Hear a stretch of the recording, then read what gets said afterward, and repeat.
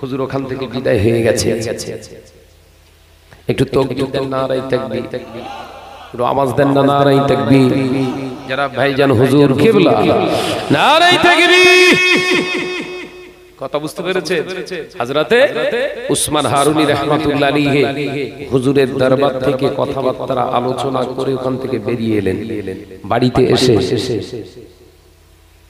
তাহাজ্জুদে এশার নামাজের পরে গভীর রাতে তাহাজ্জুদের নামাজ আদায় করে নামাজের মুসাল্লায় বসে বসে দরুদ শরীফ পড়ছে।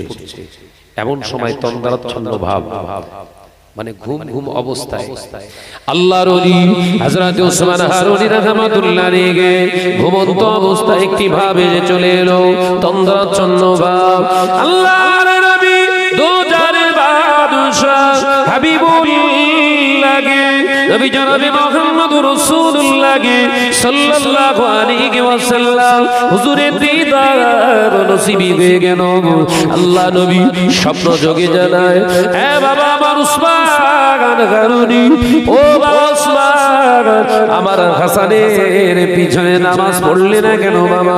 হুজুর হাসান বসরির পিছনে নামাজ আদায় করলে না বাবা? ও বাবা উসমান হারুনি, তুমি কেন আমার হাসান বসরির পিছনে নামাজ আদায় করলে না বাবা?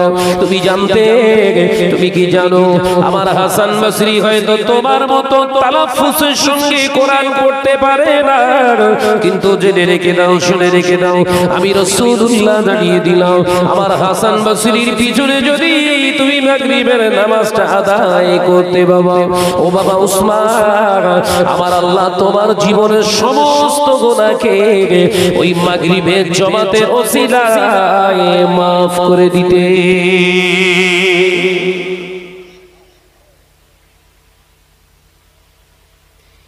এলেমটা বড় কথা নয়, এলেম তো ছিল শয়তানেরও। এই কথা বলেন না কেন? এলেম ইবলিসের ছিল না, ছিল না? এত এলেম থাকার পরেও ইবলিস হলো কেন? দেখেছেন? ওই একটাই উত্তর আসবে, অহংকার, তাকাব্বুরি। এত এলেম সঞ্চয় করার পরেও আজাজিলের নাম পরিবর্তন করে দিয়েছে আল্লাহ, হয়ে গেল ইবলিস, খুতুওয়াতিশ শয়তান। ও নওজোয়ান যুবকেরা, ছেলেরা, বাচ্চারা, পর্দানিশিনা মা বোনেরা, আল্লাহ নবী দোজাহারের বাদশা হাবিবুল্লাহ নবী জনাবে মুহাম্মদুর রাসূলুল্লাহ সাল্লাল্লাহু আলাইহি ওয়াসাল্লাম পাক জবানে জানিয়ে দিলেন, বাবা সাহাবীরা ও আমার সাহাবারা, আমি রাসূলুল্লাহ জানিয়ে দিলাম, শুনে নাও, জেনে নাও, পৃথিবীর জমিনে আমি নবী আমাকে মহব্বত যারা করে, আমি নবী আমাকে যারা মহব্বত করে, মানা আহাব্বা সুন্নতি ফাকাদ আহাব্বানি, আমি নবী আমাকে যারা ভালোবাসলো নয়, আমার সুন্নতকে যারা মহব্বত করে, ফাকাদ আহাব্বানি, আমি নবী জানিয়ে দিলাম সে আমাকে মহব্বত করেছে। ওমান আহাব্বানি, আর আমি নবীকে যারা ভালোবাসলো, কানা মাই ফিল জান্নাহ আও কামা ক্বালা আলাইহিস সালাম, আল্লাহ নবী জানিয়ে দিলেন ওই ব্যক্তিটা আর আমি রাসূলুল্লাহ কি সঙ্গে জান্নাতি। আরেক জোরে বলুন না সুবহানাল্লাহ। এ নওজোয়ানেরা, যুবকেরা, ছেলেরা, বাচ্চারা, পর্দানিশিনা মা বোনেরা, নবীর সুন্নাত, নবীর ভালোবাসা হলো নবীর সুন্নাতকে ভালোবাসা। আল্লাহ নবীর ভালোবাসা জীবনে আনতে গেলে নবীর সুন্নাতকে জীবন ধারণ করতে হবে বাবা। আমার নবীর জীবনের সব থেকে বড় একটি সুন্নাত ছিল, আমার নবী বিশ্ব নবী হওয়ার পরেও, তামাম সমস্ত নবী আলাইহিস সালামের সরদার হওয়ার পরেও আমার নবীর জীবনে কোনোদিন অহংকার ছিল না। একবার জোরে বলবেন, একটু জোরে বলবেন। আমার নবীর জীবনের সবথেকে বড় সুন্নাত কোনটা? অহংকার বিনা একজন নবী। একবার জোরে বলুন। এই বললে আল উলামা ওয়ারাসাতুল আম্বিয়া, আলেমরা নবীর ওয়ারিস। শুধু রুটি রুজির জন্য নাকি? গোশ মাছ ছেঁড়ার জন্য, জলসা করার জন্য। অহংকার কিসের? অহংকার কিসের?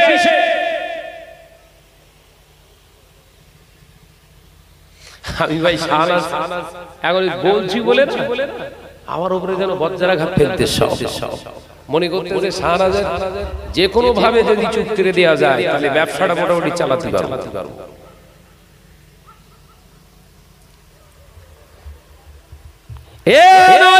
যুবকেরা, ছেলেরা, বাচ্চারা, পর্দানিশীন বোনেরা, আল্লাহ নবী দোজাহারের বাদশাহ হাবিবুল্লাহকে নবী জনাবে মুহাম্মদুর রাসূলুল্লাহ সাল্লাল্লাহু আলাইহি ওয়াসাল্লাম আল্লাহর পাক মহান রাসূল কালামের আয়াতে কারিমা তেলাওয়াত করলেন।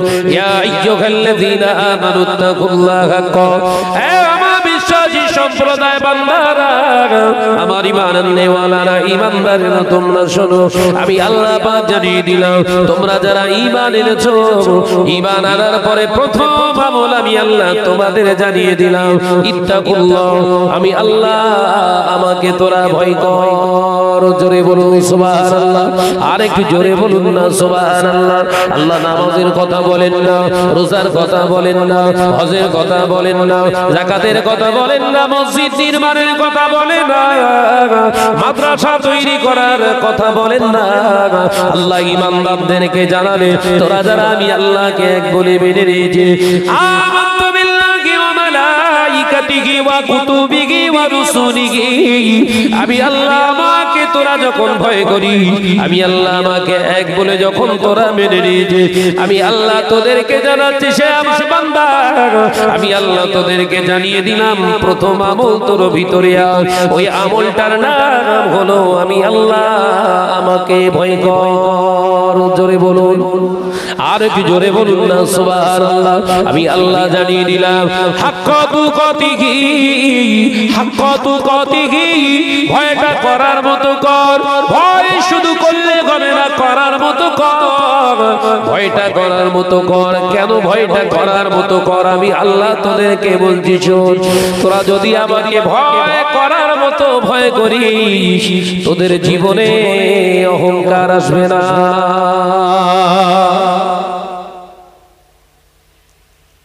ভয়টা যদি করার মতো করি, তোদের জীবন থেকে অহংকার চির বিদায় নেবে। অহংকার তাকাব্বারির ভিতরে তোদের জীবন আর গঠন হবে না। কারণ তোরা যখন আমাকে ভয় করার মতো করবি, ভয়টা করার মতো করার কারণে তোর নিজেকে মনে হবে এই পৃথিবীতে আমি তো অন্যের দাসত্ব করার জন্যই পৃথিবীর জমিনে এসেছি। ওই আয়াতে কারিমা মনে পড়বে কি, ওমা খালাকতুল জিন্না ওয়াল ইনসা, আমি আল্লাহ পাক রব্বুল আলামিন জিন এবং ইনসানকে আমি সৃষ্টি করেছি ইল্লা লিয়াবুদুন, আমার ইবাদত বান্দিগির জন্য, অনলি ফর আমার ইবাদতের জন্য। এই নওজওয়ানেরা, যুবকেরা, ছেলেরা, বাচ্চারা, আল্লাহর এই কোরআনের আয়াতে কারিমাটা যখন বুঝে এসে যাবে, দুনিয়ার জমিনে আর কাউকে অনীহা করার সুযোগ নাই, একদম ক্লিন হয়ে যাবে। তখন ইমানদারের হৃদয়টা, ইমানের জায়গাটা পাকাপুক্ত হয়ে যাবে যে এ হৃদয়ে আর অহংকারের জায়গা কিসের? কারণ আমরা তো গোলাম। গোলাম আবার অহংকার করতে পারে? গোলামের ভিতরে আবার অহংকার থাকে? এই আমি এত জায়গায় জলসা মাহফিলে যাই তো ছেলেদের সঙ্গে খুব হেসে খেলে ফ্রেন্ডলি কথা বলি। অন্যান্য আলেম ওলামারা বলে, শাহনাজ ভাই আপনি মিশে যাচ্ছেন, কিন্তু কেন কেন মিশে যাবে না? না, আপনি বক্তা, আলেম মানুষ, আপনাদের সাধারণ অবস্থায় জীবনযাপন করা, হেসে খেলে এরকম কথা বলে ওয়েট নষ্ট হবে। আমি বললাম ভাই এরকম ওয়েট চাই না যে ওয়েটের কারণে আমি জাহান্নামে যাব।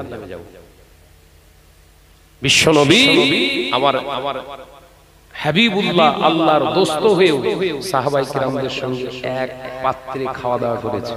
একবার জোরে বলুন, একবার জোরে হবে না সুবহানাল্লাহ। যদি নবীর ওয়ারিস ভাবি নিজেকে, আল উলামা ওয়ারাসাতুল আম্বিয়া, আমি যদি নিজেকে দাবি করি আলেম, তাহলে নবীর ওয়ারিস তো নবীর ওয়ারিসের ক্যারেক্টার এরকম হওয়া দরকার।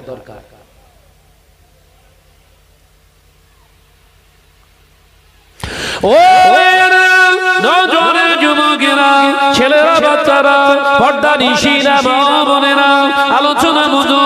আজকে যদি আল্লাহকে ভয় করে চলতাম, আমাদের ভিতরে যদি ভয় আল্লাহ থাকতো, পৃথিবীর জমিনে আমরা মিথ্যে কথা বলতাম না, আমাদের জবান দিয়ে কখনো মিথ্যা বার হতো না। আল্লাহকে যদি ভয় করে চলতাম, আমরা কখনো পরের নিন্দে বন্ধ করে বেড়াতাম না, আমাদের জবানটা দাঁড়িয়ে যেত। আমাদের ভিতরে যদি আল্লাহর ভয় নামক ব্রেকটা থাকতো, আমাদের ঘরের মা বোনেরা মহিলা সমিতি করতো না। আল্লাহর ভয় নামক ব্রেকটা যদি আমাদের ভিতরে কাজ করতো বাবা, আমাদের ঘরের বিবিরা, আমাদের ঘরের মা বোনেরা, ওরা কোনোদিন বন্ধন গ্রুপের স্যারের কাছে যে বসতো না। আল্লাহর ভয়, এই ব্রেক নামক ভয় নামক ব্রেকটা যদি আমার আপনার ভিতরে থাকতো বাবা, একটা মসজিদ থেকে পাশে কম্পিটিশন করে মসজিদ বানাতাম না। কম্পিটিশন হচ্ছে কে কটা মাদ্রাসা করতে পারে, কে কটা মসজিদ তৈরি করতে পারে। দাদা হুজুর পীর কেবলা বাংলার জমিনে 800-র উপরে মাদ্রাসা বানিয়ে গেছে। একবার জোরে হবে, একবার জোরে হবে। সেই মাদ্রাসাগুলোর খোঁজ নেন, সেই সব মাদ্রাসাগুলো ভঙ্গুর অবস্থায় পড়ে আছে।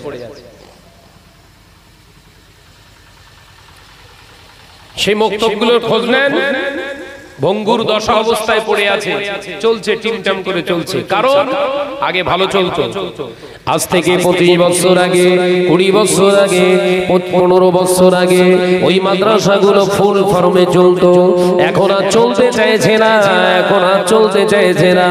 আল্লামা হুজুরের খেদমত করা বড় বড় মাদ্রাসাগুলো আজকে আর চলতে চাইছে না।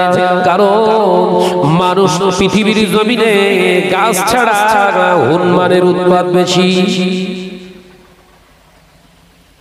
গাছ ছাড়া হুনমানের উৎপাদ বেশি হয়ে গেছে। দাদা হুজুর পীর কেবলার মাদ্রাসা, বসির আল্লামা হুজুরের মাদ্রাসা প্রতিষ্ঠিত মাদ্রাসা।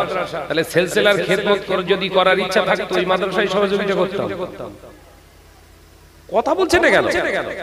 যদি সেলসেলার প্রতি মহব্বত, দাদা হুজুরের প্রতি ভালোবাসা যদি থাকে, ওই মাদ্রাসাগুলোই আমরা খেদমত করতাম না।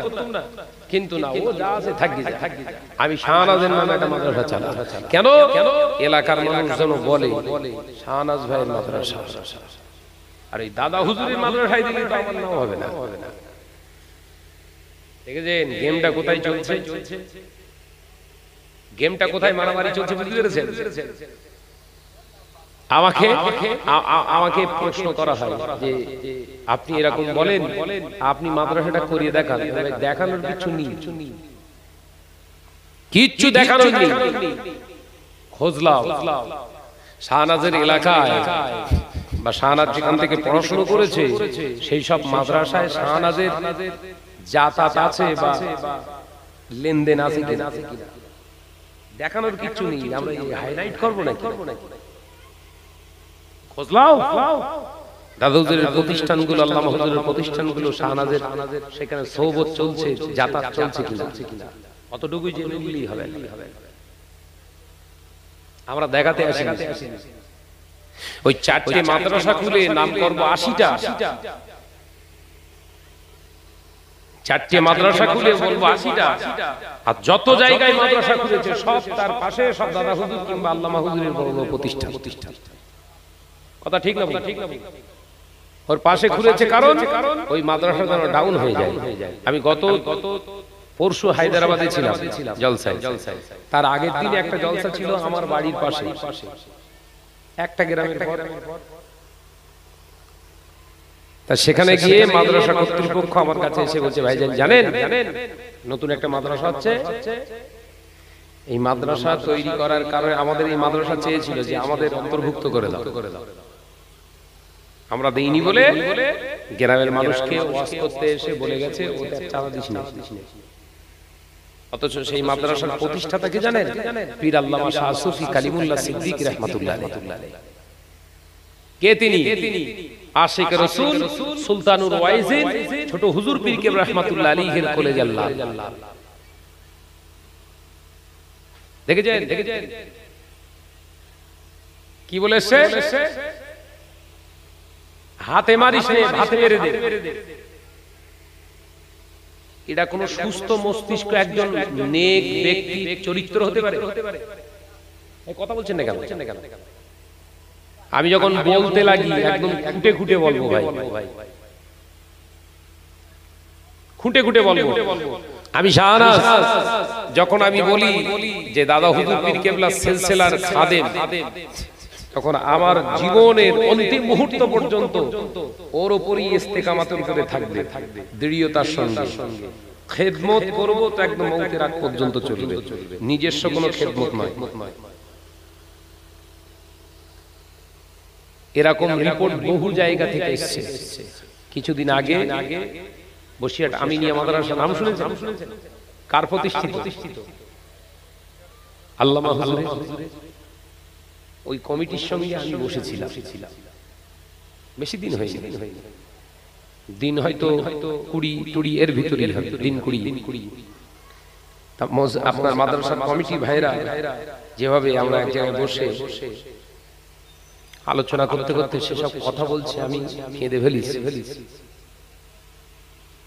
জ্ঞানে কম তো আমি কেঁদে ফেলেছি যে আল্লামা হুজুরের এই প্রতিষ্ঠানে যারা দান করত তাদেরকে ড্রাইভ হিট করে নিজেদের দিকে এনে এখানকার দান পুরো বন্ধ করে দিয়েছে। ব্যানারে কি আছে? আল্লামা হুজুরের স্মৃতি, আল্লামা হুজুরের স্মৃতি। আর কাজে কি হচ্ছে? আল্লামা হুজুরের স্মৃতি প্রতিষ্ঠানটা শেষ করে দাও, দিয়ে আমার প্রতিষ্ঠানটা উজ্জ্বল হোক, লোক সমাজে সবাই বলবে শাহনাজ ভাই পাগল করে দিচ্ছে পুরো শাহনাজ ভাই। এ নজরের যুবকেরা, ছেলেরা, বাচ্চারা, পর্দানিশীরা, বাবা বোনেরা, আলোচনা বুঝুন, শুনে রেখে দি, জেনে রেখে দি। বাংলা একটা প্রবাদ আছে, পুরাতন চাল ভাতে বাড়ে, পুরাতন চাল ভাতে বাড়ে। যদি পুরাতন চাল ভাতে বাড়ে বাবা, পুরাতন চালের ভাতও ভালো হয়। শুনে রেখে দি, জেনে রেখে দি। আমি শাহনাজ যদি প্রতিষ্ঠান করি, আমি শাহনাজের নিয়তটা কেমন, আমি শাহনাজ কেমন, সমাজের মানুষ আজকে কিন্তু দেখে, আজকে কিন্তু বোঝে। আমি শাহনাজকে দেখে আজকে সমাজে আমার আপনার দায়িত্ব হলো আমি শাহনাজের চালানো প্রতিষ্ঠানের দিকে খেয়াল করে রাখা। কিন্তু আমরা যাদের দেখিনি, যাদের ইতিহাস জীবনীটা পড়েছি, যাদের সঙ্গে আল্লাহ রাসূলের সম্পর্ক ভালো ছিল, যারা কিতাব খুলে যখন মুতাআলা করতে, হাদিস পাক খুলে যখন তেলাওয়াত করতে, রাসূলুল্লাহর দিদার নসিব হয়ে যেত, আল্লাহর নবী দিদার যাদের নসিবি হয়েছে, তাদের তৈরি করা মাদ্রাসায় দান করলে নিঃসন্দেহে তাদের প্রতিষ্ঠানের দান, তাদের প্রতিষ্ঠান যদি সহযোগিতা করা যায়, কি নসিবে আছে জানি না, তবে এতটুকুই বলা যায় আল্লাহর ওলির হাতের উপরে হাত রাখা হয়েছে। কথা ঠিক না ভুল জোরে বল। আমি শাহনাজ যে প্রতিষ্ঠান করেছি, 6 চতুরী সমাজে বিবাদ, আপনার দ্বন্দ্ব, ফাসাদ সব তো লাগাচ্ছি সব সমাজের মানুষ, কারণ আমি জ্যান্ত আছি, সবাই দেখছে। আমার প্রতিষ্ঠানে দান করলে যে সওয়াব পাওয়া যাবে, যে ফজিলত পাওয়া যাবে, তার থেকে 100 গুণ সওয়াব ফজিলত পাওয়া যাবে কোন প্রতিষ্ঠানে? আল্লাহর ওলি যে প্রতিষ্ঠান করে গেছে ওই প্রতিষ্ঠানে। এবার আপনাদের বেছে নেওয়ার দায়িত্ব কোন প্রতিষ্ঠান জিন্দা রাখার দরকার আর কোনটা মেরে দেওয়ার দরকার। ও নজরের যুবকেরা, আল্লাহ নবী হাদিস থেকে পাওয়া যায়, আমার নবী হায়াতে থাকা অবস্থায় মুনাফিকদের সরদার ও আব্দুল্লাহ বিন উবাই সুলুল বিরাট প্রতিষ্ঠান খুলেছিলেন, মসজিদ বানিয়েছিলেন, ইতিহাসে মসজিদে জেরার বলে গণ্য। এ নজরের যুবকেরা, মসজিদ হলো আল্লাহর ঘর, অথচ আমার নবী বললেন ওই মসজিদে নামাজ পড়া চলবে না। আমি নবী সাহাবীর কথা বলতে বলো, নতুন না, শুধু ওই সাহাবীর আগে একটা লাকাব দেওয়া হয়েছিল, তিনি হচ্ছে মুনাফিক। সাহাবায়ে কেরামেরা যুক্তি করলে, ইয়া রাসূলুল্লাহ হাবিবাল্লাহ, ও ভাই এই প্রতিষ্ঠানটা আমরা কি করব? আল্লাহ নবী চোখ বন্ধ করে বলেছিলেন, ভেঙে গুড়িয়ে দাও। মসজিদ ভাঙার রায় দিচ্ছে রাসূল। কেন?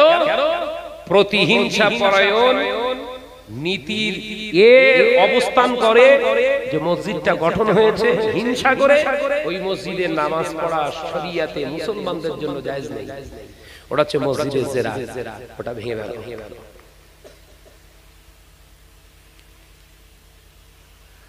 শরিয়াতের ফতোয়া বুঝতে পারছেন তো? তাহলে প্রতিহিংসা পরায়ণে হিংসাত্মক নীতি নিয়ে যে প্রতিষ্ঠানই আপনি করেন না কেন, শরিয়াত বৈধতা দেয় না। আলোচনা বুঝতে পারছেন তো? শরিয়াত বৈধ, যদিও বিরাট বড় ইউনিভার্সিটি হোক, বিশাল বড় কিছু হোক, শরিয়াত আপনার বৈধতা দেয়নি। কারণ আপনার লক্ষ্য শিক্ষা আন্দোলনের মুখ্য ভূমিকা আপনার নয়, নিজেকে প্রতিষ্ঠিত করার মুখ্য একটা ভূমিকা, অপরকে ছোট করার একটা মুখ্য ভূমিকা। তাই আপনার ওই প্রতিষ্ঠানটা শরিয়াত অ্যাকসেপ্টেবল নয়।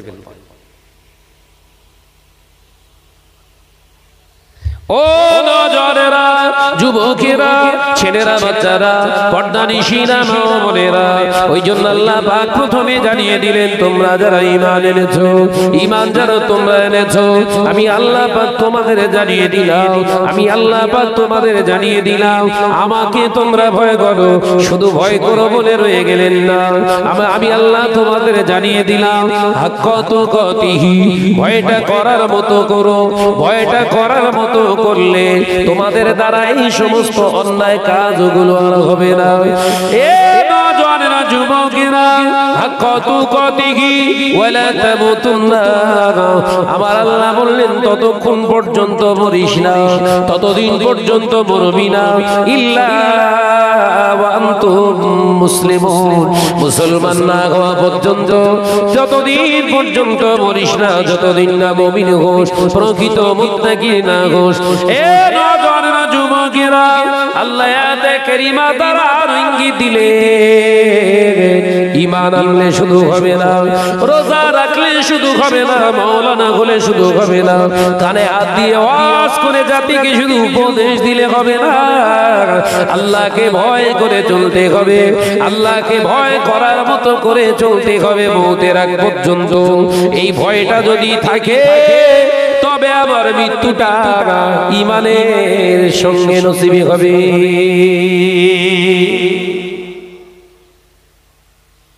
ভয়টা এক সময়ের জন্য করবেন, পরের সময় আবার চেঞ্জ হবে, তাহলে মৃত্যুটা বলেন বলেন বলেন বলেন।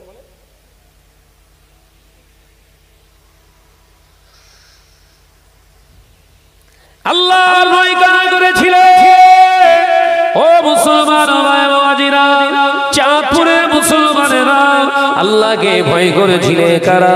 তাদের দেখে শিক্ষা নেন মুজাদ্দিদুজ্জামান আমিরুশ শরিয়াত আলা হযরত হুজুর ফি কিবলা রাহমাতুল্লাহ আলাইহি আল্লাহকে ভয় করেছিলেন। আল্লাহ মাইহির আল্লাহ মারহুল আমিন সাহেব রাহমাতুল্লাহ আলাইহি আল্লাহকে ভয় করেছিলেন।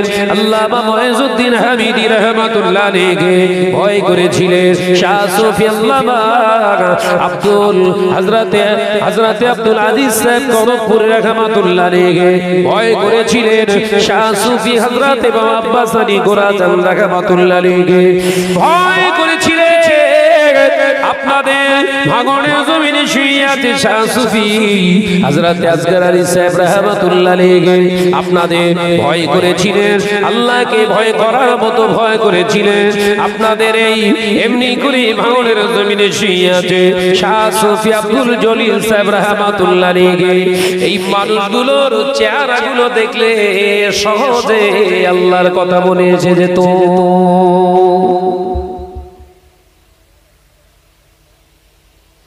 আমাদের চেহারা দেখলে শুধু মনে হয় লোকটা হিংসুক নাকি,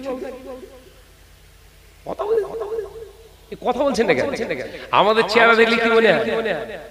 লোকটার ভিতরে প্রচুর অহংকার আছে। কথা ঠিক না? জোরে বলেন না, আরে হাকিকত কথা তো কি? আমাদের চেহারা দেখলে কি মনে হয়? লোকটার ভিতরে প্রচুর কিছু থাক আর না থাক অহংকার আছে, গর্ব আছে খুব। আমাদের দেখলে মনে হয় লোকটার বিরাট ধন সম্পদ আছে, আমাদের দেখলে মনে হয় দেখতে হেভি। আল্লাহর কথা মনে পড়ছে? কিন্তু এই মানুষগুলোর কথা ভাবো, তারাও মানুষ ছিল, আমরাও মানুষ আছি, তারাও মানুষ ছিল, আমরাও মানুষ আছি। তাদের চেহারা সূরাতগুলো দেখলে রাসূলুল্লাহর কথা মনে এসে যেত, তাদের সূরাতগুলো দেখলে আল্লাহর হুকুমের কথা মনে এসে যেত। আমাদের সূরাতগুলো দেখলে কেন এরকম মনে হয়? খোঁজ নিয়ে দেখুন, ঠিক মতো নামাজ পড়ে না।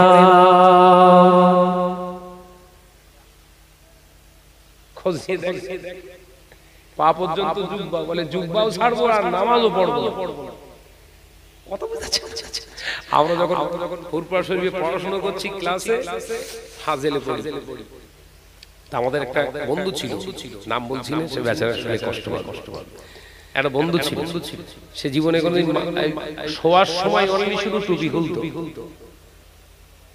শুতে যাওয়ার সময় আর এই গোসল করার সময় টুপি খুলবে, তাছাড়া মাথা থেকেও টুপি খুলবে না, কিন্তু এক ওয়াক্ত নামাজও পড়বে না। কথা বুঝাচ্ছে না? মাথা থেকে টুপিও খুলবে না আর নামাজও পড়বে না।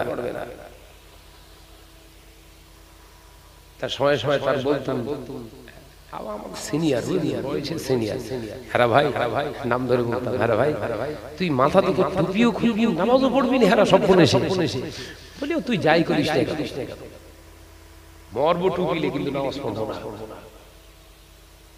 কি টেন্ডেন্সি রে ভাই! আসলে এগুলো, এই চিন্তা বোধ শক্তি, চেতনা বোধ শক্তি তৈরি হয় কোথা থেকে? এই চেতনা বোধ শক্তি তৈরি হয় খাউফিল্লাহ, আল্লাহর ভয়ের থেকে। এই ভয়টা যখন আমি শাহনাজের ভিতরে আসবে, তখন আমার চেহারাটা, আমার রূপ, সূরাতটা আল্লাহর ভয়ে বিতম্বিত হোক আর না হোক, অন্তর থেকে একটা আলাদা জায়গা তৈরি হবে। আযান কানে আসলেই, মসজিদে না যেতে পারলেও, যেখানে যে অবস্থাতেই অবস্থান করুক না কেন, নামাজটা ঠিক আদায় করবে। একবার জোরে বলুন সুবহানাল্লাহ। তখন জানবেন কি, আল্লাহর ভয় আমার ভিতরে প্রতিষ্ঠিত হচ্ছে। কোন হারাম জিনিস যখন আমার সামনে পরিবেশন করা হবে, ওই হারাম জিনিসটা আমি জানার পরেও যখন হাত দিতে চাইবো, আমার ভিতর থেকে বাধা দেবে, তখন জানবেন ঈমানটা এখনো আমার বেঁচে আছে। কোন মিথ্যা কথা জবান দিয়ে বলার সময় আমার জবানটা থেকে মিথ্যে কথা বের হতে চাইবে না, তখন জানবেন আমার ঈমানটা এখনো বেঁচে আছে। কোন খারাপ কাজ, কোন খারাপ জিনিস দেখার সময় আমার চোখটা ওদিকে পড়ার সাথে সাথে চোখটাকে অবনত করে নিয়ে যখন আমার মনটা এরকম পরিস্থিতি তৈরি হয়ে যাবে, জানবে আমার ভিতরে এখন ঈমানটা জিন্দা আছে।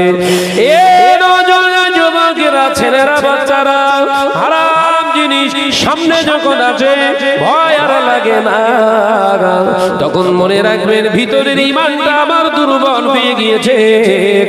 হারাম কাজ করতে আর দ্বিধাগ্রস্ত হয় না, দ্বিধাবোধ হয় না, তখন জানবেন আমার ভিতরে ঈমান কমজোরি হয়ে গেছে। খারাপ যখন করতে আপনার মনটা উদ্গ্রীবী হয়, জানবেন আমার ভিতর থেকে ঈমানটা বোধহয় বেরিয়ে যায়।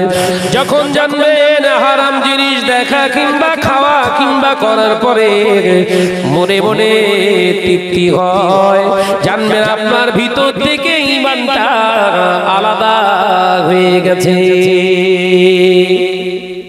এগুলো লক্ষণ, ঈমানদারের লক্ষণ বললাম, মাথায় ঢুকছে। সমাজ আজকে কোথায়, আমরা কোথায়?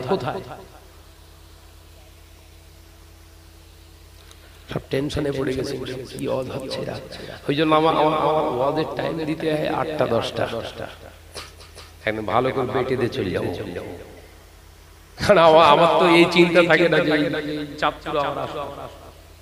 এই চিন্তা নিয়ে কোনো স্টেজে উঠি।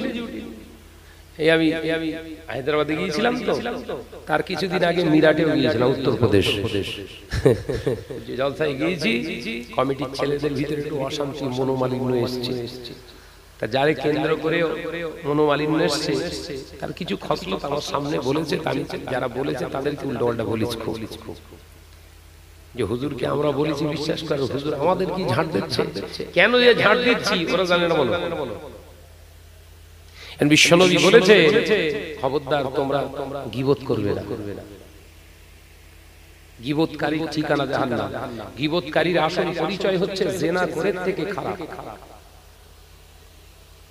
গীবত যে করে তার জাগনা, আর গীবত যে শোনে একই গুণ।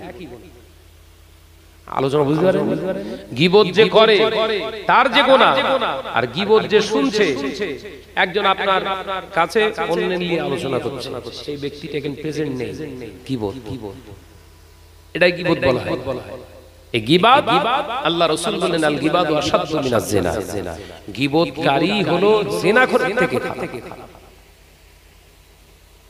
ওদেরকে বকাঝকার পরে ওদের মন খারাপ হয়ে গেছে, তাই বিশ্বনবীর হাদিসটা ওদের সামনে তুলে ধরে বোঝালাম, ওরা অন্যায় স্বীকার করছিল, ভাইজান ভুল হয়ে গেছে।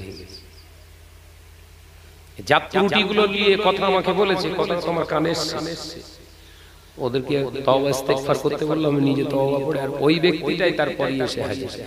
বললাম ভাই বসে, টুকটুক টুকটুক করে ও ত্রুটিগুলো আমি অন্য ইঙ্গিতে ওকে একটু একটু বোঝানোর চেষ্টা করছি। লাস্টে মাথা নিচু করে চুপটি মেরে বসে। এটা হচ্ছে শরীয়তের প্রসেস, এইভাবে মানুষকে শুধরাতে হবে। কোন একজন মানুষ খারাপ কাজ করেছে, ওই মানুষটা নিয়ে আপনি ওই চায়ের দোকানে বসে যদি আলোচনা করেন, ওই ব্যক্তিটা যে খারাপ কাজ করেছে ওর থেকে খারাপ গুনার সঙ্গে আপনি লিপ্ত হয়ে গেছেন। ও পর্দানিশীরা মা ও বোনেরা, আমার ভাবি জানেরা, আম্মা জানেরা, এইগুলো আপনার জবান থেকে আপনি বন্ধ করুন, এই কার্যকলাপগুলো বন্ধ করুন।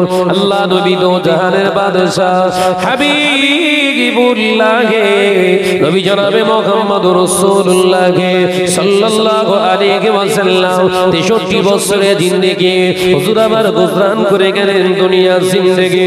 63 বছরের জিন্দেগি নবী আমার যেমন জীবনে একটা মিথ্যার আশ্রয় গ্রহণ করে না, তদ্রূপ বাবা নবী জীবন ইতিহাস নিয়ে ঘাটলে বোঝা যায় 63 বছরের জিন্দেগিতে নবী আমার একটা বার গীবত করেন না।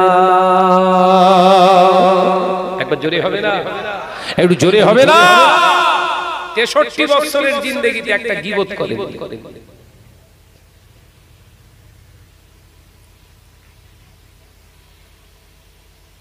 আল্লাহ আমাদের সকলকে এই সমস্ত খারাপিয়াত থেকে হেফাজত করেন, বলুন আমিন। একটু জোরে বলেন আল্লাহুম্মা আমিন। মহাব্বতের সঙ্গে দরুদ আল্লাহুম্মা সাল্লি আলা, একদমই সেই একটার সময় যে দরুদ শরীফটা হওয়ার দরকার সেইটাই হচ্ছে। একটু একসঙ্গে গলায় গলায় মিলিয়ে মহাব্বতের সঙ্গে আল্লাহুম্মা সাল্লি আলা, মাশাআল্লাহ মাশাআল্লাহ, আরো জোরে ওয়া আলা আলি।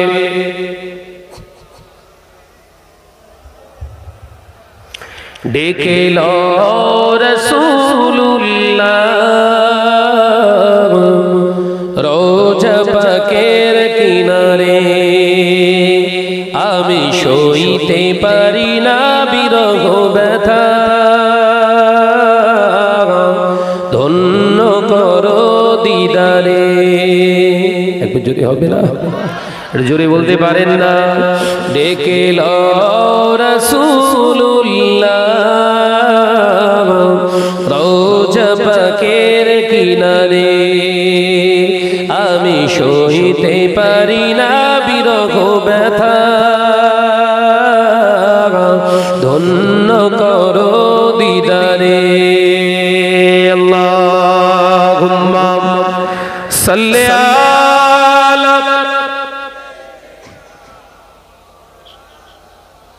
মাশাআল্লাহ মাশাআল্লাহ, আরো জোরে ওয়া আলা আলি।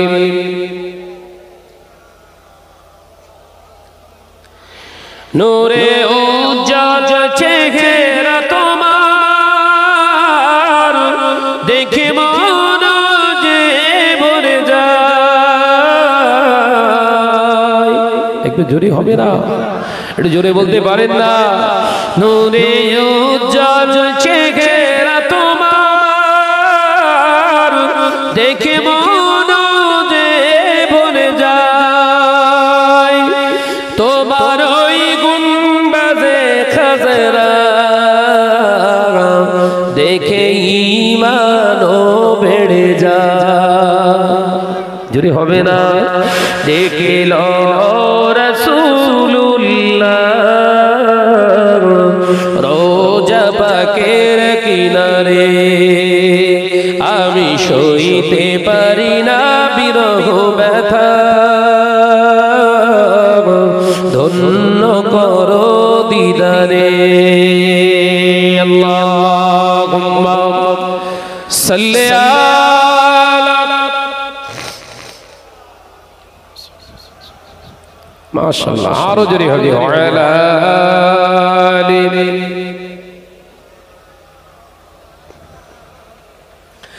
মদিনার আকাশ, মদিনার বাতাস, মদিনার আকাশ, মদিনার বাতাস, মদিনার জাবালে উহুদ তোমাকে ও সালাম জানাই। চুরি হবে না? নারায়ে তাকবীর। ডেকে লও রাসূলুল্লাহ রোজা পাকের কিনারে, আমি সইতে পারি না বিরহ ব্যথা, ধন্য করো দিদারে। আল্লাহুম্মা সাল্লি আলা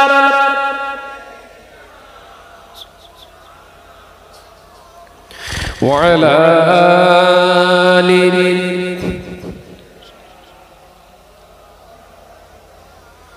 আমার নজনেরা, যুবকেরা, ছেলেরা, বাচ্চারা, পর্দানিশীনা মা বোনেরা, কান খুলে শুনে কেঁদি।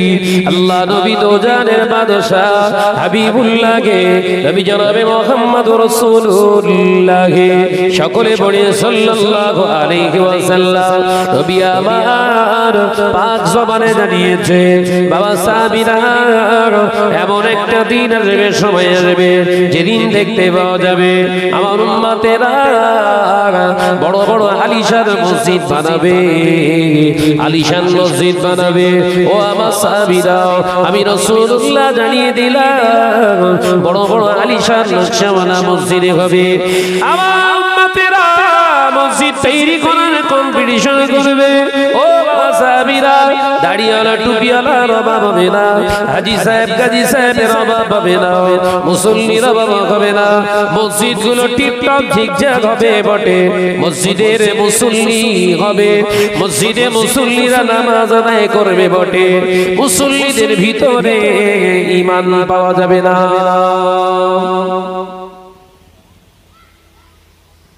আমার আলোচনা বোঝা যাচ্ছে? মসজিদ গুলো হবে অতি আলিশান। কে বলছে? কে বলছে? বিশ্বনবী।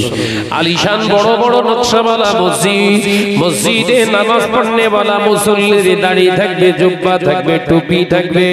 আমি নবী জানিয়ে দিলাম, ওই মুসল্লিদের ভিতরে ঈমানদার খুঁজে পাওয়া যাবে না। আমাদের হালাতটা ওই দিকে যাচ্ছে না তো? এসব চুপ করেছেন কেন? আমাদের হালাতটা ওই দিকে অবস্থান করছে না তো? আল্লাহ নবী সাহাবীরা বলেছিলেন, ইয়া রাসূলুল্লাহ, হাবিবাল্লাহ, হুজুর এটা কেমন যেন শুনতে লাগে।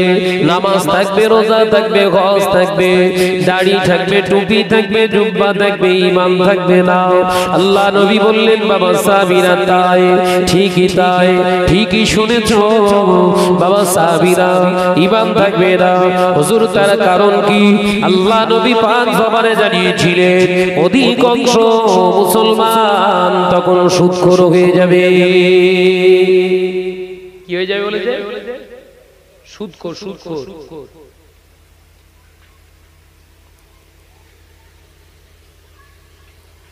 আমি শাহনাজ ওয়াজ করছি, সুদ খাওয়া হারাম, সুদ খাওয়া হারাম। আমার নামে আবার এলআইসির কাগজ বেরোচ্ছে।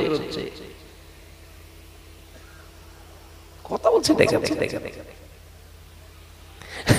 আমি স্টেজে ওয়াজ করছি, সুদ খাওয়া হারাম, সুদ খাওয়া হারাম। সুদ, 1 টাকা সুদ খেলে 70টা নিকৃষ্টতম গুনাহ হয়। হ্যাঁ, মুত্তাফিকুন আলাইহি, বুখারী এবং মুসলিম শরীফে আছে হাদিসটি, আমরাও টাইটেলে পড়েছি। 1 টাকা সুদ খেলে 70টা নিকৃষ্টতম গুনাহ হয়। ওই 70টা গুনার ভিতর সবথেকে নিম্ন ছোট গুনাহ হলো 36 বার নিজের গর্ভধারিণী মায়ের সঙ্গে জিনা করলে যে গুনাহ হয়, তার থেকে আরো গুনাহ বেশি লেখা হয়। জোরে বলুন নাউজুবিল্লাহ। আর আমি গোপনে গোপনে এলআইসি মেরে রেখেছি।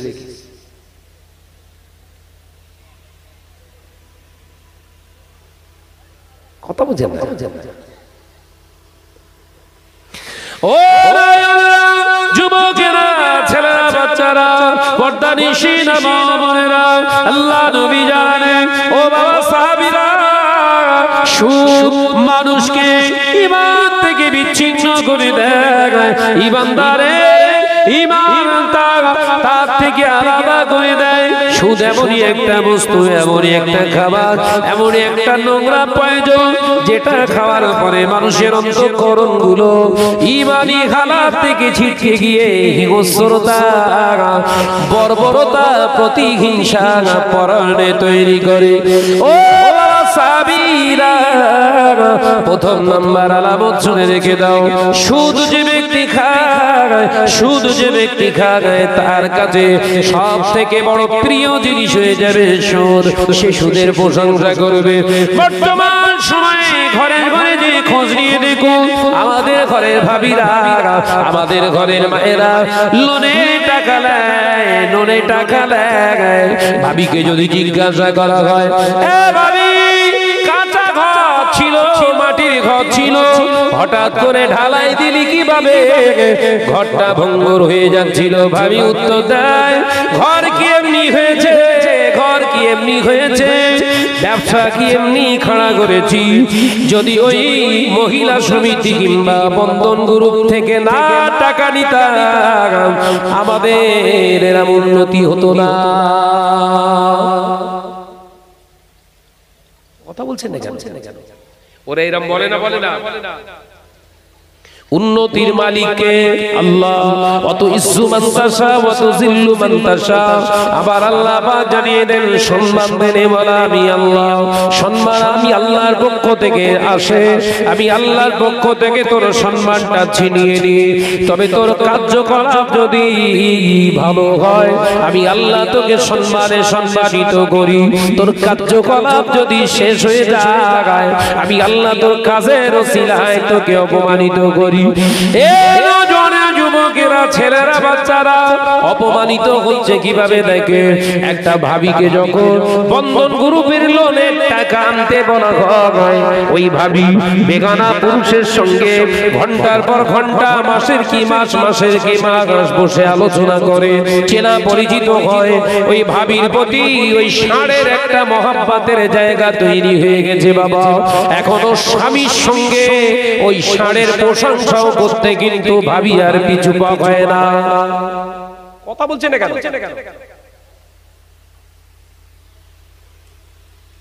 নবীর হাদিসটা ভালো করে বুঝুন, নালে সুদ আপনার ঘরের ভিতরে ঢুকলে প্রথম নাম্বার টার্গেট, সুদের টার্গেট থাকে ঈমান, ওর ভেতর থেকে আলাদা করে দাও, যেন বেঈমান হয়ে থাকে। আজকে ফিলিস্তিনের মুসলমানেরা মার খায়, ভাঙড়ের মুসলমান, ওয়েস্ট বেঙ্গলের মুসলমান আমরা মুরগির রান ছিড়ি বাবা, গরুর গোশত নিয়ে দৌড়ি করি বাবা। আজকে ফিলিস্তিনের মা বোন খেতে পায় না, ফিলিস্তিনে গাজার মুসলমান ঘুমাতে পারে না, ঘরের ছেলে ঘরের মেয়েগুলা মাগুলো বোমের আর মিসাইলের আঘাতে উড়ে যাচ্ছে বাবা। যুবকেরা, ছেলেরা, বাচ্চারা এত কষ্ট শিখা, এত ত্যাগ, এত তাদের উপরে অত্যাচার হওয়ার পরেও, এত দারিদ্রতার চরম শিখরে পৌঁছে যাওয়ার পরেও এখনো ফিলিস্তিনি মা বোনেদের মুখে শোনা যায় না খেয়ে মরে যাব, না খেয়ে মরে যাব। সন্তান একটা জায়গায় যতটা আছে শহীদ হয়ে যাক, আল্লাহর রাস্তায় দিয়ে দেব, হারাম মেনে নেব না। একবার জোরে হবে, হারাম মেনে নেব না। হারাম কি? এই গাজাবাসীর উপরে অত্যাচার, ইসরায়েলি বর্বরতা, ইহুদি জাত এখানে এই মসজিদুল আকসা, এই মসজিদুল আকসা এর উপরে জুতো পায়ে দিয়ে খটমট খটমট করে বেড়াবে, আমাদের বুকের উপরে বেড়া, আমরা এটা মেনে নেব, অসুবিধা নাই। আল্লাহর ঘর হলো পাক, এই ইহুদি জাতি সুদখোর, শুকরের গোশত খাওয়া মানুষ, ওরা কেন মসজিদে উঠে দাঁড়াবে? ওরা কেন মসজিদে উঠে চলাফেরা করবে? আল্লাহর ঘর, যে ঘরটা একজন নবী দুজন নবী নয়, আল্লাহ সৃষ্টি থেকে, আল্লাহ আদম জাতির সৃষ্টি থেকে, নবী আদম আলাইহিস সালাম থেকে ঈসা পর্যন্ত যত নবী, 1 লক্ষ মতান্তরে 2,23,999 জন নবী আলাইহিস সালাম জমিনে আল্লাহ পাঠিয়েছিলেন।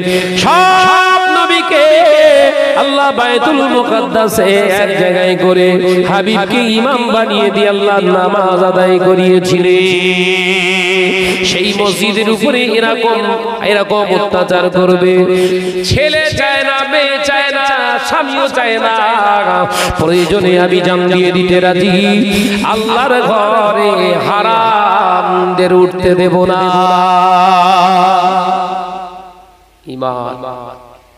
আর আমাদের ঈমান, মসজিদের সেক্রেটারি হবে কে? যার এলআইসির এজেন্টে ওর বউ এলআইসি চালায়, ওর স্বামী হবে সেক্রেটারি। আমরা নির্বাচন করছি, কথা বলছেন দেখেন। মসজিদের প্রেসিডেন্ট হবে কে? না দাঁড়িয়ে দাঁড়িয়ে পেচ্ছাপ করে যে। মসজিদের ক্যাশিয়ার হবে কে? ঘন ঘন লটারি কাটে যে, ঘন ঘন লটারি কাটে যে, 100 টাকা 1 কোটি টাকা স্বপ্ন দেখে যে, ও মসজিদের ক্যাশিয়ার। কি বুঝছে? ফিলিস্তিনের চিন্তা ঈমান আর আমাদের চিন্তা এক। চালাকি পেয়েছো? আলোচনা মাথায় ঢুকতেছে, ঢুকে নেই। ফিলিস্তিনের চিন্তা কি? সন্তান চলে গেছে, আজকে একটা এ দিল, আজকে একটা এ দিল, আপনার ভিডিও ফুটেজ দেখছিলাম ফেসবুকে, তো সবসময় পাওয়া যাচ্ছে। একটা বাপের 4টে ছেলে ছিল, একজন মুসলমানের 4টে ছেলে, 4টি শহীদ হয়ে গেছে, বিবিটাও শহীদ হয়ে গেছে, বিবিটাও ওই বোমের ঘায়ে শহীদ হয়ে গেছে। কাছে যত পয়সা ছিল সব পয়সার মিঠাই কিনেছে, সব চকলেট মিঠাই কিনে সব বাচ্চাদের বিলু করছে, মুখে হাসি আর মুখেতে তাকবীর দিচ্ছে, জবানে তাকবীর দিচ্ছে, আল্লাহু আকবার, আল্লাহু আকবার, আল্লাহু আকবার। তাকে প্রশ্ন করা হচ্ছে, সাংবাদিকরা প্রশ্ন করছে, এই কঠিন পরিস্থিতিতে আপনি মিষ্টি বাড়ছেন, মিঠাই দিচ্ছেন, কারণ কি? কারণ কি? আমার বিবি চলে গেছে শহীদ হয়ে, 4 বাচ্চাকেও শহীদ হতে দেখেছি। এই খুশিতে শহীদের একজন স্বামী হিসাবে, শহীদের পিতা হিসাবে নিজেকে গর্ববোধ করি। এই খুশিতে মিষ্টি বাড়ছি, জোরে বলুন সুবহানাল্লাহ। কি ঈমান! বিবি 4টে ছেলে শহীদ হয়ে গেছে, এই খুশিতে মিঠাই খাওয়াচ্ছি। আমাদের বাপ মারা গেলে, মা মারা গেলে, সন্তান মারা গেলে কেঁদে পাগল হয়ে যায়, আর কেঁদে চাই না। কারণ দুনিয়া থেকে যারা চলে গিয়েছে মহব্বতের জিনিস। ও বাবাজি, ও 4টে বাচ্চা মারা গেল, ওর কি মহব্বত নাই? বিবিটা নাই ছেড়ে দিল, বিয়ে করলে কিন্তু 4টে বাচ্চা।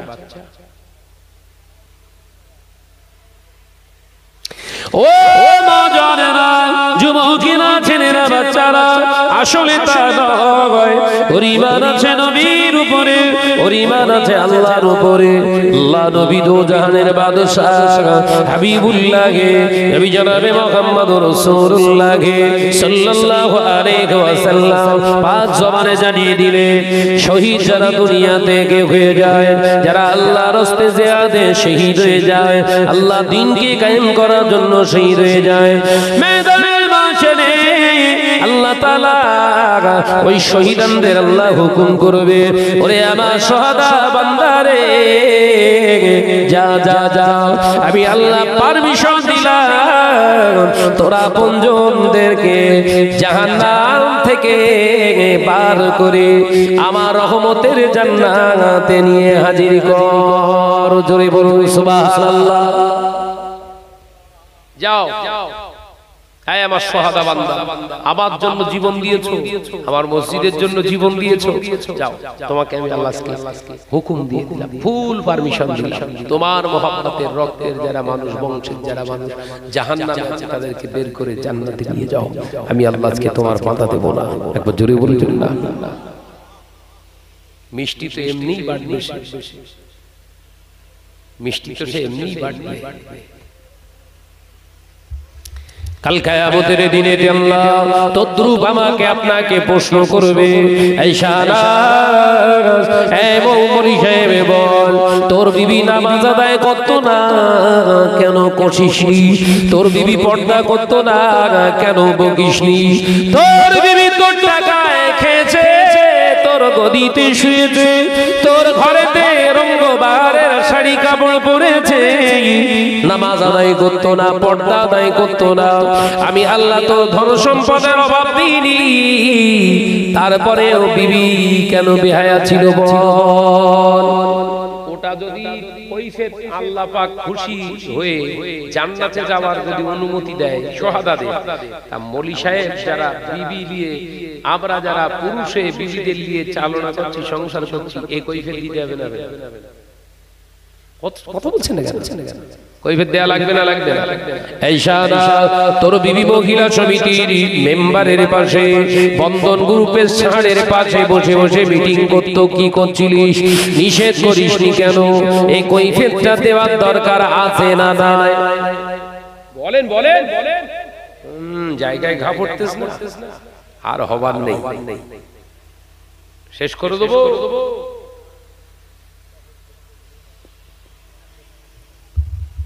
ওই জন্য আল্লাহ নবী ইঙ্গিত দিয়ে জানিয়েছে, আদ-দায়ুসু লা ইয়াদখুলুল জান্নাহ, দায়ুসেরা কোশ্চিনকালে বেহেশতে যাবে না। দায়ুস হলো তারা যাদের ঘরের মা, যাদের ঘরের বোন, যাদের ঘরের মেয়ে, যাদের ঘরে বিবি, এই চারজন মহিলাকে শরীয়ত মোতাবেক চালনা করতো না। আমি রাসূলুল্লাহ জানিয়ে দিলাম, ওরা হলো দায়ুস। একজন মাওলানা হলেও যা দায়ুস হবে, একজন হাফেজ সাহেব হলেও দায়ুস হবে, একজন পীর সাহেব হলেও দায়ুস হবে, মুফতি হলেও দায়ুস হবে। ও বিবি, ওর মা, ওর বোন, ওর মেয়ে, এই চারজন মহিলা যদি হিজাবি না হয়, আমি আল্লাহ পাকের হাবিব জানিয়ে দিলাম, ওর ঠিকানা হবে জাহান্নাম। এই নজনেরা, যুবকেরা, ছেলেরা, বাচ্চারা, ওই জন্য আল্লাহ নবীকে আল্লাহ চারটি কন্যা দিয়েছিলেন। আমার নবী হয়তো বিবি নিজের স্ত্রী, নিজের কন্যাদেরকে ঠিক মতো খাওয়াতে পারে না, হয়তো তাদেরকে দামি দামি কাপড় দিতে পারেন না, আম্মা জান হুজুরদের হয়তো ভালো ভালো খাবার জোটাতে পারেন না, কিন্তু আমার নবী চারটি কন্যাকে মানুষ করেছে, 11 জন বিবিকে নিয়ে ঘর সংসার করেছে। কিয়ামত হয়ে যাবে, এই 15 জন মহিলার বর্ণনা যে কিতাবে এসেছে, এই 15 জন মহিলার রূপের গুণের বর্ণনা, তাদের চেহারার কালার, রূপের কালার, তারা কতটা গায়ের ছিল, আজ কিয়ামত পর্যন্ত পৃথিবীর কোন মহাদেশ বিজ্ঞানের বাবার ক্ষমতা নাই তাদের পরিচয় দেয়। জোরে বলুন, আরো জোরে বলুন সুবহানাল্লাহ। আমার নবীর পাকা ঘর ছিল না, আমার নবীর দুতলা বিল্ডিং ছিল না, আমার নবী হয়তো মোজাইক করা ঘর বানাতে পারেন না, নবীর ঘরে হয়তো বিরাট এসি লাগাতে পারেন না, আমার নবী হয়তো বিবিদের ভালো ভালো গয়না দিতে পারেন না, আমার নবী হয়তো সন্তানদের ভালো ভালো প্রতিষ্ঠানে শিক্ষিতা হতে করতে পারেন না। নবীর বিবিদের, নবীর বেটিদের নিয়ে গর্ব করা যায়, তাদের আদর্শে আদর্শিত হতে পারলে জান্নাত পাওয়া যায়। অথচ তাদের চেহারার বর্ণনা পৃথিবীর কেউ দিতে পারে না। জোরে বলুন। আর তোমার এক পিস এলাকা চষে বেড়াচ্ছে, আর ওই মসজিদের কাছে যে আল্লাহ বলছে হুহু করতেছিস কর না, তোর হাড় বেটে কবরে আয়।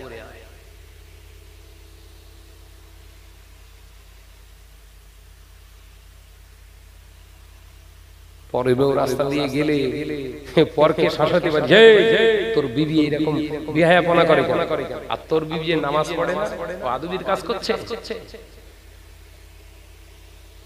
মানে পরের দেখলে চোখটা টাঁটায়, নিজেরটা দেখতে পায় না, কানা। এই সমাজে এরকম আছে না?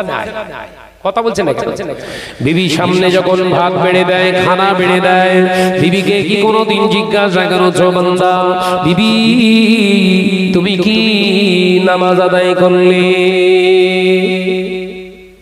করেন? জিজ্ঞাসা করেন?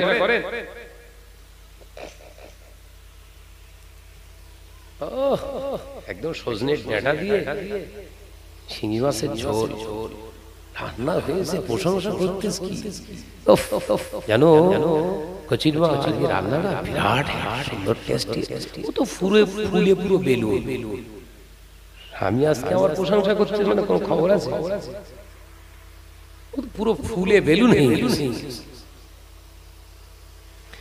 বিবির প্রশংসা করা, বিবির প্রশংসা করা হলো নবীর সুন্নাত, বিবির প্রশংসা করা নবীর আদর্শ, বিহায়াদের প্রশংসা করা হারাম। বুঝতে পারেন? ঘুমির ঘরে ওয়াজ হচ্ছে, তুই বক না, যা পারিস বল। কি গো, বিবি রান্না বান্না করেছে, শাক রান্না করুক, মাছ রান্না করুক, ডাল রান্না করুক, খানা যখন সামনে আনে, আল্লাহ নবীর প্রথম সুন্নাত হলো, আল্লাহ নবীর প্রথম আদর্শ হলো, খানায় হাত দেওয়ার আগে বিবি কি জিজ্ঞাসা করো, বিবি আমার, এই সেলিমের মা, এই রাবেয়ার মা, নামাজ পড়েছো কিনা, নামাজ আদায় করেছো কিনা? বিবি যদি বলে না, তুমি খেয়ে নাও, নামাজ আমি আদায় করে নেব। আল্লাহ নবী বললেন ওই সময় আর একটা সুন্নাত আদায় করো।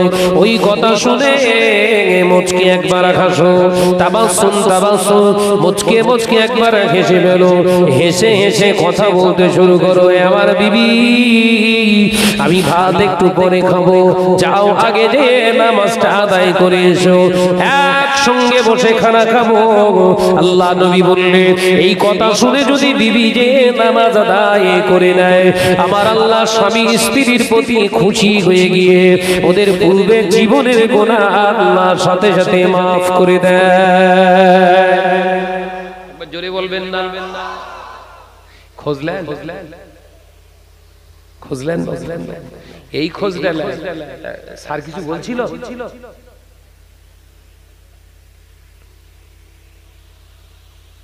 কথা ঠিক না ভুল জোরে বল না। এই স্যার কিছু বলছিল নাকি? কোন স্যার? আর ওই বন্ধনেশ্বর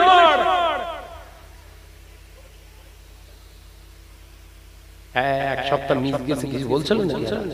ভাত খাওয়ার সময় সুন্নাত আদায় করছে, ওর মাথায় জুতো দেওয়া কার? এখন বলবেন না নিজের মাথায়।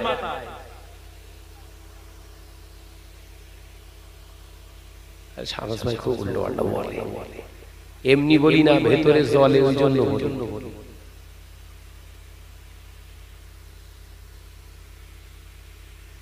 মুসলিম সমাজ আজকে ভঙ্গুর হয়ে গেছে একটাই কারণে, আমরা হারামকে হালাল ভেবে ফেলেছি।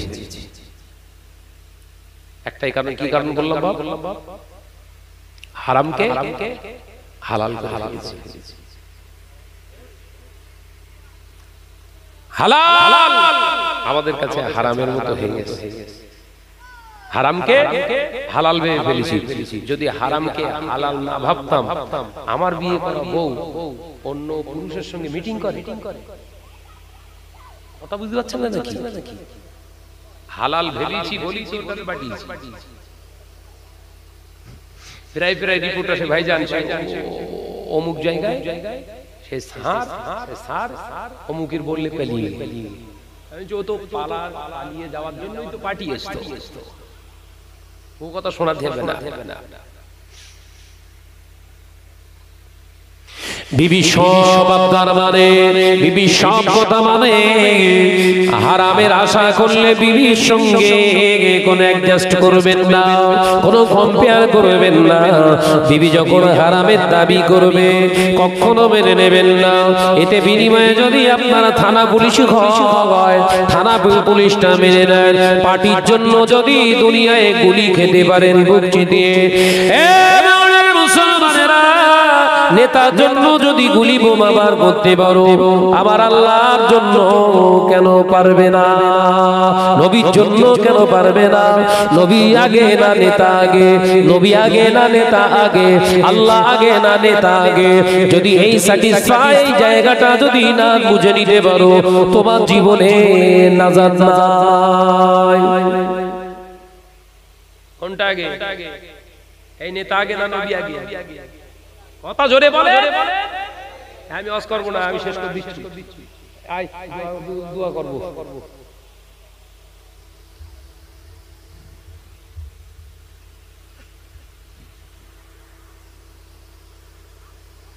ও যুবকেরা, ছেলেরা, বাচ্চারা, পর্দানিশীনা মা বোনেরা, রাগ করবেন না। আমি আপনাদের ভাগায় মোহাম্মদ শাহনওয়াজ অতি কষ্ট আজকে কথাগুলো বলে গেলাম। হয়তো আমার কথাগুলো আপনাদের মনে আঘাত কেটেছে, হয়তো আপনাদের ভাইয়ের কথাটা মনে আপনাদের ব্যথা পেয়ে যেতে হয়। বাবা একটা কথা বলে যায়, আম্মারা শুনে রেখে দেন, ভাবি জানেরা, গরিবের কথা কিন্তু টাটকায় ভালো লাগে না। বাসি যত